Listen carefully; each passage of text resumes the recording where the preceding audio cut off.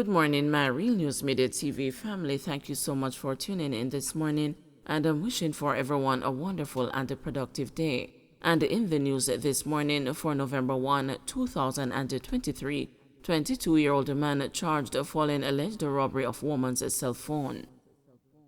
A man has been charged after he allegedly robbed a woman of her Samsung cellular phone along Hagley Park Road, Kingston 10 on October 29. Charged is 22-year-old Leon Ward of Amara Road, Kingston 10. He has been charged with robbery with aggravation and unlawful wounding. Reports are that about 9 p.m., the woman was walking along the above-mentioned roadway when she was approached by Ward, who was armed with a knife. He proceeded to rob the complainant of her phone, valued at $29,000. During the incident, the complainant received wounds to her left hand, right elbow, and right knee. She later reported the matter to the police, and Ward was later apprehended. He was charged on Monday, October 30. Downtown Mobile killing possibly connected to Salt Spring gang war. The police believe the killing of a man in downtown Montego Bay, St. James, Tuesday afternoon might be connected to the upsurge of gang violence in Salt Spring, St. James. The man, believed to be Everald Appleton, 39, of Halsey Lane, Salt Spring, was shot on Union Street about 5:15 p.m. "We believe the gang war is now playing out in the town," said a high-level source at the Jamaica Constabulary Force. According to police reports, explosions were heard and the deceased was seen lying along the roadway with gunshot wounds to the upper body. His death follows the killing of 22-year-old Imani Jarrett of Refuge Lane, Flower Hill, and 30-year-old Odin Smith, otherwise called Poons, also of Flower Hill, and Logwood Withorn in Westmoreland last Thursday.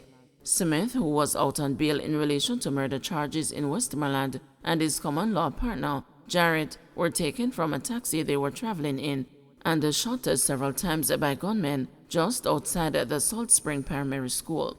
Both of them died on the spot. The following day, a father and his son of a Flower Hill address were shot allegedly in retaliation. The father died while the son remains in hospital. St. Catherine mother and her son missing.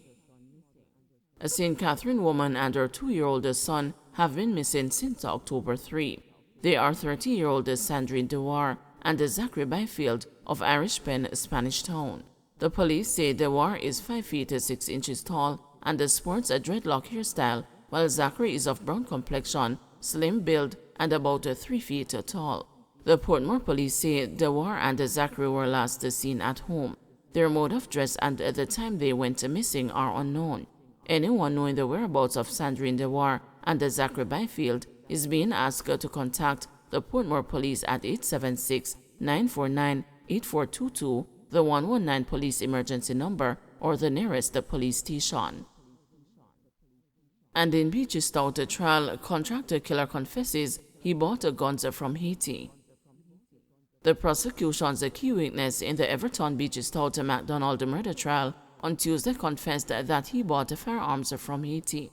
An argumentative Denverlin Minot was reluctant to answer questions during cross-examination by defense attorney Vincent Wellesley. When asked about his participation in the trade of illegal firearms, he said, "That is not your business, sir." But Mr. Wellesley told the witness that it was the Minister of National Security's business and the ministry needed to know about him. Earlier in the trial, Minot, who testified that he is a fisherman, told the court that he, along with Tonya, attempted to purchase an illegal firearm from Beachy Stout's co-accused, Oscar Barnes, on a beach in Portland. The court was told that Tonya wanted to avenge her father's murder. Before Tuesday's adjournment, Mr. Wellesley, who is representing Mr. Barnes, pointed out that the witness in his 25-page statement did not identify his client by name. As he sought to poke holes in the testimony of the witness, Mr. Wellesley requested permission from presiding Judge Justice Chester Stamp to have Mr. Barnes removed from the dock and stand face-to-face with a man who testified that he subcontracted him to kill Tonya. At one point, Mr. Barnes' tattoo on his lower left arm was displayed after his attorney asked permission for him to roll up his shirt sleeve. Minot had testified that he shook Mr. Barnes' hand but did not notice anything on his arms. Mr. Wellesley suggested that a Minot could not have noticed any tattoo because Mr. Barnes was not the man he subcontracted. The witness clapped back, saying, "You can't tell me who me meet." Mr. Barnes is also represented by attorney Ernest Davis.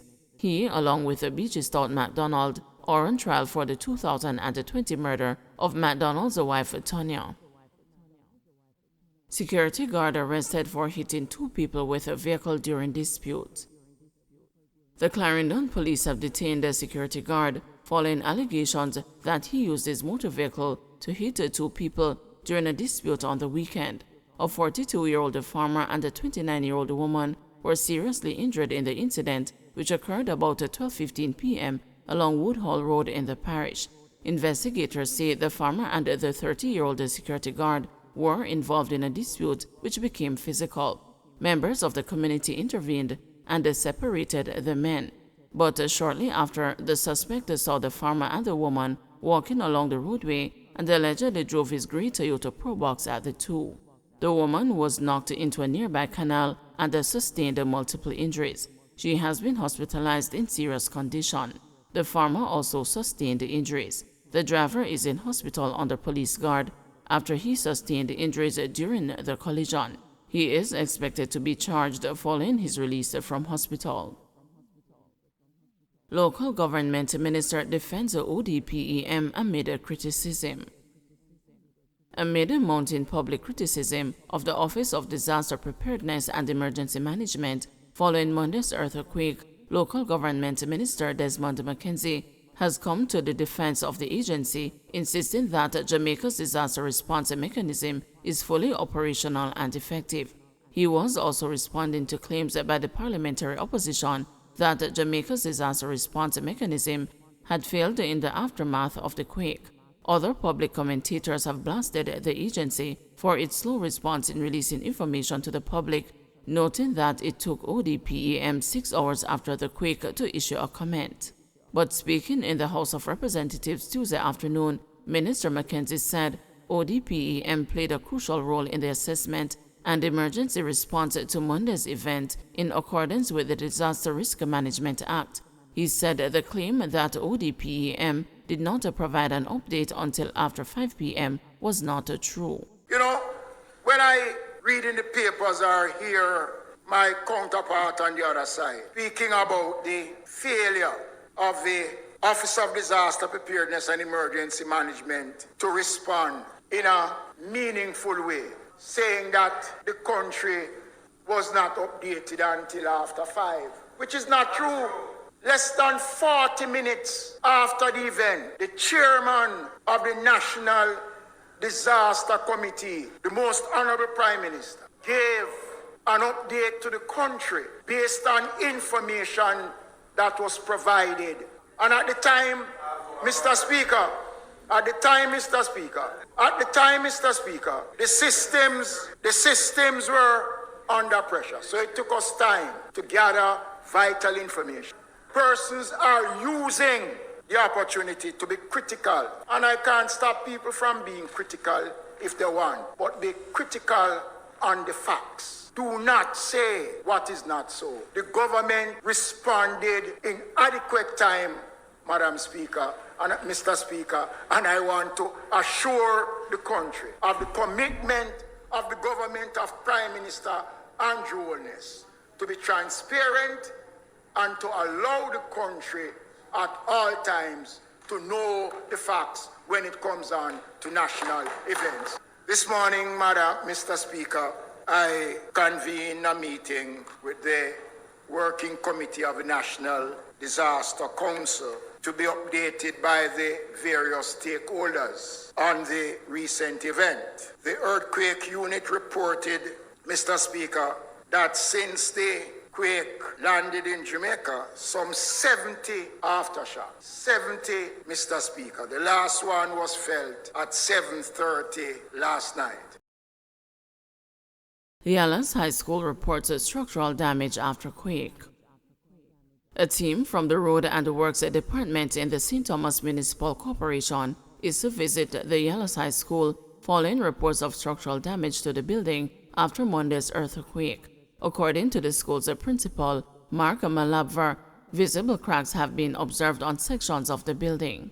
We have observed some visible cracks on our buildings, particularly the lower school of the female bathroom. Concrete has fallen from the roof in the female bathroom and the steels are exposed. There are some cracks that have also opened up on the walls. Those cracks are visible. They were there before, but they have really opened up significantly in light of the earthquake yesterday. We have reached out to the St. Thomas Municipal Council, and they will be sending a team, particularly the structural engineer, to visit the school to make some checks and do some analysis as to the structural integrity of our buildings.